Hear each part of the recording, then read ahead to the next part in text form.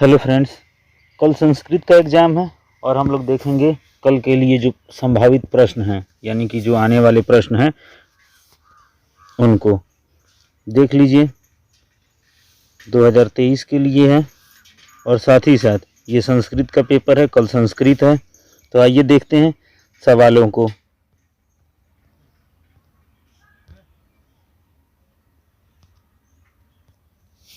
पहला प्रश्न है, राम परवेश किस परीक्षा में विश्वविद्यालय में प्रथम स्थान प्राप्त किया था। राम परवेश ने किस परीक्षा में विश्वविद्यालय में प्रथम स्थान प्राप्त किया था। तो इस सवाल का सही जवाब है स्नातक, यानी कि ग्रेजुएशन की परीक्षा में राम परवेश ने प्रथम स्थान प्राप्त किया था। ऑप्शन ए सही हो जाएगा, देख लेना यहीं आएगा।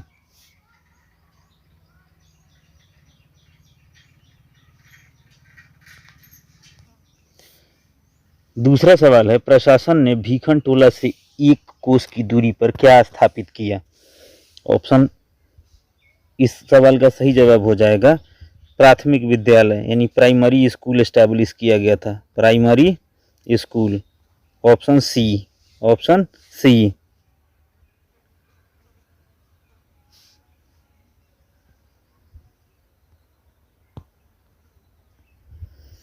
अगला सवाल है, अंतरण युक्त सूत्र का उदाहरण है। तो इसका आप आंसर चेक कर लीजिएगा, 3 नंबर का। अगला सवाल है, जीवनस्य चरितम का समस्त पद क्या होगा। जीवनस्य चरितम का समस्त पद क्या होगा।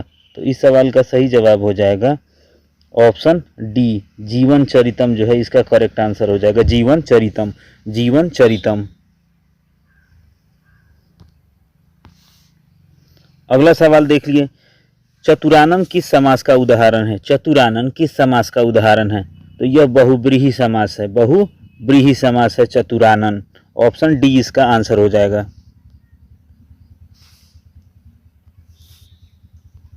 अगला सवाल देखिए,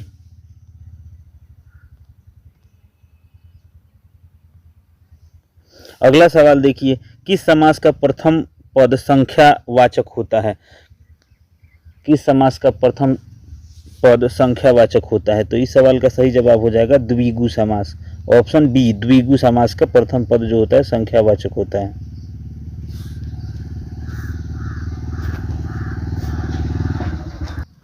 अगला सवाल है, राज प्लस ऋषि की संधि क्या होगी। राज प्लस ऋषि की संधि क्या होगी। तो इसका आंसर हो जाएगा राज ऋषि। ऑप्शन ए, राज ऋषि।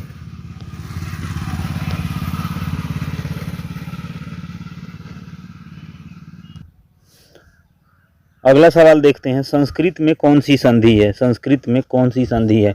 तो इसका संधि विच्छेद जो होता है समजोड़ कृत होता है, यानी कि यह हो जाएगा व्यंजन संधि। ऑप्शन बी, व्यंजन संधि। ऑप्शन बी, व्यंजन संधि।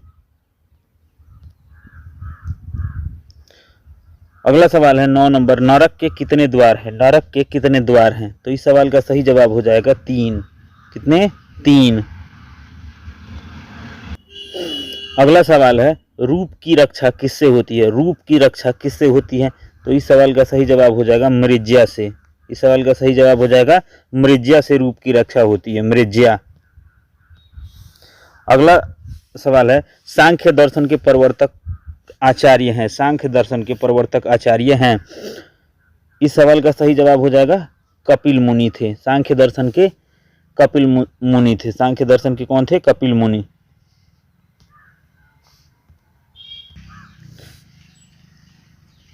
अगला प्रश्न है, आर्यभट्टियम किसकी रचना है। आर्यभट्टियम किसकी रचना है। तो आर्यभट्टियम जो है आर्यभट्ट की रचना है। आर्यभट्टियम आर्यभट्ट की रचना है। इनका संबंध बिहार राज्य से था।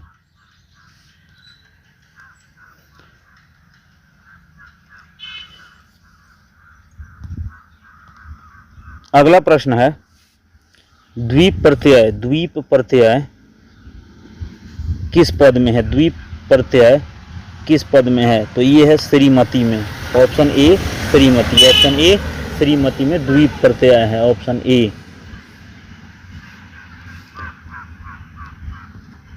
अगला सवाल है, लघु जोड़ तमय में कौन सा पद बनेगा। लघु जोड़ तमय से कौन सा पद बनेगा। तो ये बनेगा लघुतम। ये बनेगा लघुतम। अगला सवाल है, पर्याय में कौन सा प्रत्यय है? पर्याय में कौन सा प्रत्यय है? तो इसमें त्यप प्रत्यय है। ऑप्शन ए त्यप प्रत्यय है।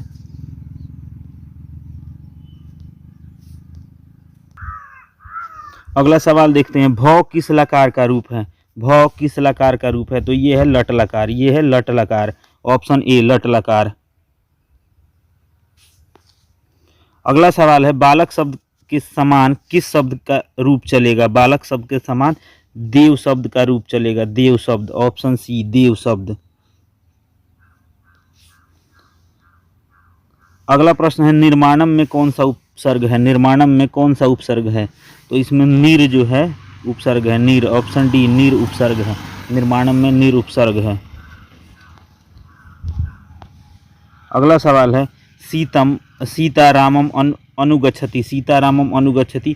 तो इसका आंसर आप कमेंट कीजिए। तो इसका आंसर आप कमेंट कीजिए कि कौन सा इसका आंसर होगा। सीतारामम अनुगच्छति। अगला सवाल है, राज्ञपुत्र।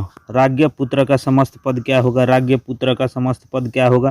तो इसका समस्त पद होगा राजा का पुत्र। समस्त पद होगा राजा का पुत्र। राजा का पुत्र। अगला प्रश्न है, ब्रीही का अर्थ क्या होता है? ब्रीही का अर्थ क्या होता है? आग, हवा, पानी और आकाश। तो इसका आंसर आप कमेंट कीजिए। तो जल्दी से ब्रीही का अर्थ क्या होता है? ब्रीही। हाँ, अगर वीडियो अच्छा लग रहा हो तो इस चैनल को सब्सक्राइब करें और वीडियो को लाइक और शेयर करें। अगला प्रश्न है, गुरु गोविंद सिंह का जन्म स्थान। गुरु गोविंद सिंह का जन्म स्थान किस नाम से प्रसिद्ध है? तो ये है गुरुग्राम। ये है Gurugram. Option A Gurugram.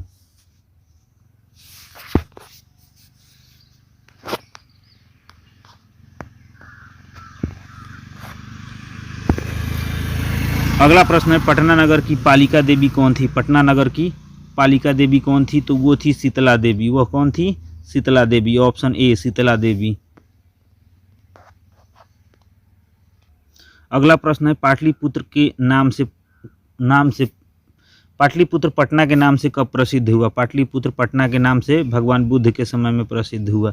Option A भगवान बुद्ध के समय में प्रसिद्ध हुआ। अगला प्रश्न है, दधी शब्द का रूप किसके समान चलेगा? तो इसका आंसर आप जल्दी से कमेंट कीजिए। तो दधी यानी दही होता है इसका मतलब। अगला प्रश्न, गच्छेऊ पद में कौन सी धातु है? गच्छेऊ पद में कौन सी धातु है? तो गच्छ धातु होगा। ऑप्शन बी गच्छ धातु है। भू जोड़ तुमून में कौन सा अवयव बनेगा? भू जोड़ तुमून में कौन सा अवयव बनेगा? कौन सा अवयव बनेगा? तो भवितम बनेगा। भवितम। Option D. अगला प्रश्न है, किस पद में ठक प्रत्यय है? किस पद में ठक प्रत्यय है? तो इसका आंसर आप जल्दी से कमेंट कीजिए। तो किस में ठक प्रत्यय है? जल्दी से। अगला सवाल है, नारी में कौन सा स्त्री प्रत्यय है? नारी में कौन सा स्त्री प्रत्यय है? तो ये डीप है। डीप। Option a deep. अगला सवाल देखते हैं, भनति में धातु है। भनति में धातु कौन सा है? तो भन धातु है। भन धातु। ऑप्शन ए भन धातु है। अगला प्रश्न है, किस संधि में स्वर वर्ण में विकार यानी परिवर्तन होता है? तो व्यंजन में होता है विकार परिवर्तन यानी स्वर्ण। अगला, यद्यपि में किन वर्णों की संधि हुई है? ओ और ई की यद्यपि में संधि हुई है। Option C.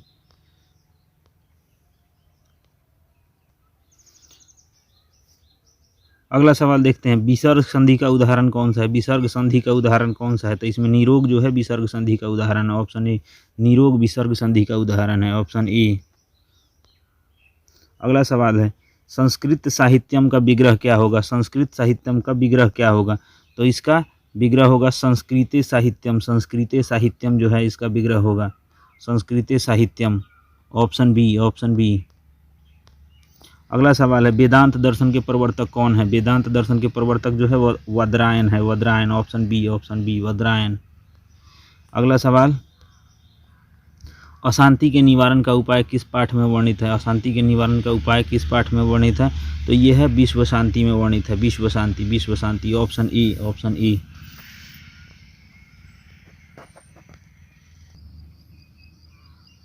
अगला प्रश्न है किससे असहिष्णुता जन्म लेती है? महत्वाकांक्षा के कारण असहिष्णुता जन्म लेती है, महत्वाकांक्षा, ऑप्शन बी। अगला सवाल, परपीड़न से क्या होता है? परपीड़न से आत्मनाश होता है, ऑप्शन ए। परपीड़न से आत्मनाश होता है, ऑप्शन ए। अगला सवाल है किससे शांति होती है? परोपकार से शांति होती है, ऑप्शन बी। परोपकार से शांति होती है। दोस्तों, अगर वीडियो अच्छा लग रहा हो तो सब्सक्राइब करें, वीडियो को लाइक करें और चैनल को सब्सक्राइब करें।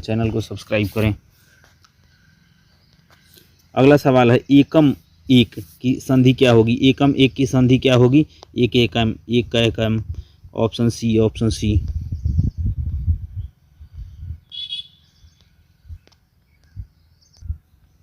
अगला सवाल है लौकिक संस्कृत साहित्य की कवित्रियों में प्रथम कल्पा कौन है? तो विजयांका जो है प्रथम कल्पा है, ऑप्शन सी। अगला सवाल है ऋग्वेद में कितनी मंत्र दर्शनवती ऋषिकाओं का उल्लेख है? तो इसमें 40 ऋषिकाओं का उल्लेख है, ऋग्वेद में 40 मंत्र दर्शनवती ऋषिकाओं का उल्लेख है, ऑप्शन डी। अगला प्रश्न है रविंद्र का सही संधि विच्छेद क्या होगा? तो इसका सही संधि विच्छेद होगा रवि जोड़ इंद्र, ऑप्शन ए, रवि जोड़ इंद्र।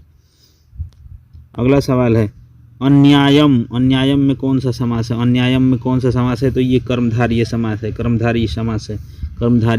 है।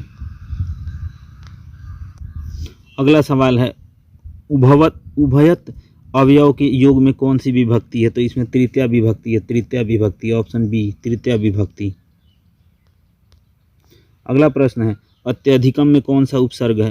अत्यधिकम में अति उपसर्ग है, ऑप्शन बी, अति उपसर्ग है, अत्यधिकम में अति उपसर्ग है। अगला प्रश्न अलसकथ पाठ में मिथिला का मंत्री है, पाठ में मिथिला का मंत्री बीरेश्वर है, ऑप्शन सी, बीरेश्वर।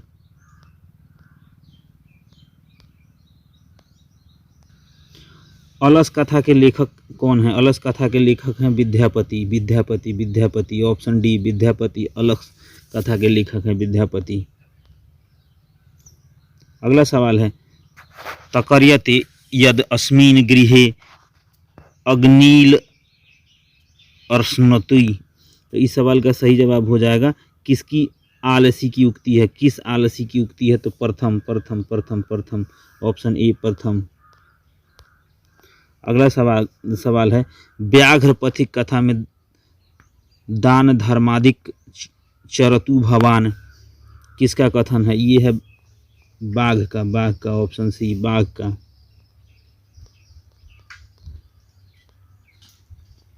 अगला प्रश्न है वयसी प्रथमे सूत्र से डी प्रत्यय किस शब्द में हुआ है? तो यह किशोरी में हुआ है, किशोरी, ऑप्शन डी, किशोरी। अगला प्रश्न है हितोपदेश कैसा ग्रंथ है? ये बाल कथा ग्रंथ, ऑप्शन बी, बाल कथा ग्रंथ है, अगला प्रश्न है किस शब्द के तीनों लिंगों में एक समान होता है? कौन सा शब्द है? किस शब्द का रूप तीनों शब्द? इसका आंसर आप जल्दी से कमेंट कीजिए। तो ये कौन सा शब्द है जो तीनों रूपों में स्त्रीलिंग होता है? जल्दी। किस पद में अनु उपसर्ग नहीं है? तो अन्वय में अनु उपसर्ग नहीं है, ऑप्शन बी। हितोपदेश के रचनाकार कौन है? तो ये है नारायण पंडित। हितोपदेश के रचनाकार कौन है? नारायण पंडित है। अगला प्रश्न क्या है? तो संबोधने च सूत्र में प्रथमा विभक्ति किस वाक्य में है? प्रथमा विभक्ति है हे मोहन पुस्तक पठ, हे मोहन पुस्तक पढ़, ऑप्शन डी हे मोहन पुस्तक पढ़, हे मोहन पुस्तक पढ़, ऑप्शन डी। अगला सवाल है किस पद में औ उपसर्ग है, किस पद में औ उपसर्ग है। उपसर्ग जो होता है वो शब्दों के पहले आकर उनका अर्थ बदल देता है और प्रत्यय जो है शब्दों के पीछे जुड़कर उनका अर्थ बदल देता है। तो किस पद में औ उपसर्ग है, तो अवकाश में। अवकाश, अवकाश का मतलब छुट्टी, छुट्टी में। माता पद का मूल रूप क्या है, माता पद का मूल रूप है मातृ, मातृ, मातृ, ऑप्शन बी मातृ। अगला सवाल है अस्मद शब्द के प्रथमा विभक्ति एक वचन का रूप बताइए। अस्मद, अस्मद का होता है अहम, अहम, ऑप्शन सी अहम, अहम, अहम, ऑप्शन सी अहम। अगला प्रश्न देखते हैं जही किस धातु का रूप है। जही जो है हन धातु का रूप है, हन धातु, ऑप्शन डी हन धातु, हन धातु। अगला प्रश्न देखते हैं दा धातु के लिट लकार उत्तम पुरुष एक वचन का रूप क्या है। इसका आंसर आप जल्दी से कमेंट कीजिए। तो दा धातु का पुरुष एक वचन लिट लकार, जल्दी से। अगला प्रश्न है भक्ष जोड़ कत में कौन सा पद बनेगा, तो भक्षण बनेगा, ऑप्शन सी भक्षण, भक्षण, भक्षण, ऑप्शन सी भक्षण। अगला पद लिखन पद किस प्रत्यय से बना है, कत प्रत्यय से बना है, कत, लिखन कत से बना है, कत, ऑप्शन ए, ऑप्शन ए।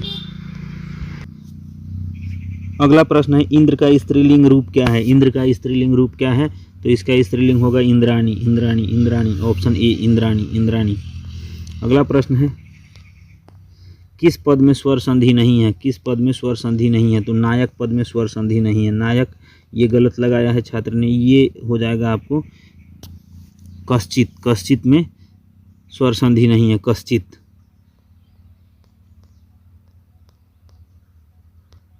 अगला प्रश्न देखते हैं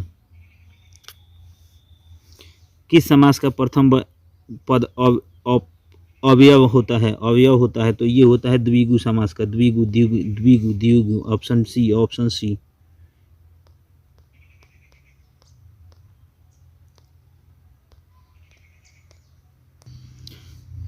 उपनगरम का विग्रह क्या होगा, उपनगरम का विग्रह क्या होगा, उपनगरम का विग्रह क्या होगा, तो इसका विग्रह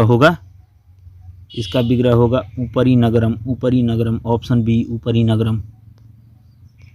अगला प्रश्न देखते हैं बिना अवयव के योग में कौन सी विभक्ति नहीं होती है, तो ये पंचमी विभक्ति नहीं होती है, पंचमी विभक्ति, पंचमी विभक्ति, ऑप्शन बी पंचमी। अगला प्रश्न देखते हैं उदिते सूर्य स अस्नाति वाक्य में सप्तमी विभक्ति किस सूत्र से हुई है, सप्तमी विभक्ति किस सूत्र से हुई है, तो इसका जल्दी से आंसर कीजिए, तो कमेंट में जल्दी से। अगला प्रश्न अनुक्त कर्ता में कौन सी विभक्ति है, अनुक्त कर्ता में कौन सी विभक्ति है, तो ये तृतीय विभक्ति है, अनुक्त कर्ता में तृतीय विभक्ति है, ऑप्शन सी तृतीय विभक्ति। अगला प्रश्न देखते हैं कर्णभार रूपक किसकी रचना है, तो ये भास की रचना है, ऑप्शन ए भास की रचना है, भास, भास। अगला प्रश्न देखते हैं कर्णस्य दानवीरता पाठ में ब्राह्मण वेश में कौन प्रवेश करता है, तो शक्र, शक्र, ऑप्शन ए शक्र। अगला प्रश्न देखते हैं कर्ण सर्वप्रथम शक्र को क्या देना चाहा, सोना, ऑप्शन डी सोना। अगला प्रश्न है कर्णस्य दानवीरता पाठ में न दातव्यम, न दातव्यम किसकी उक्ति है, तो ये शक्र की उक्ति है, ऑप्शन ये गलत है, शक्र की उक्ति है, शक्र, शक्र, शक्र, ऑप्शन ए शक्र की उक्ति है। अगला प्रश्न है मंदाकिनी वर्णम, मंदाकिनी वर्णम पाठ में राम किसको मंदाकिनी नदी दिखा रहे हैं, सीता को, सीता को, सीता को, ऑप्शन ए सीता। अगला प्रश्न है मंदाकिनी में कौन स्नान करते हैं, मंदाकिनी में कौन स्नान करते हैं, तो इसमें ऋषिगण स्नान करते हैं, ऑप्शन बी ऋषिगण, ऋषिगण।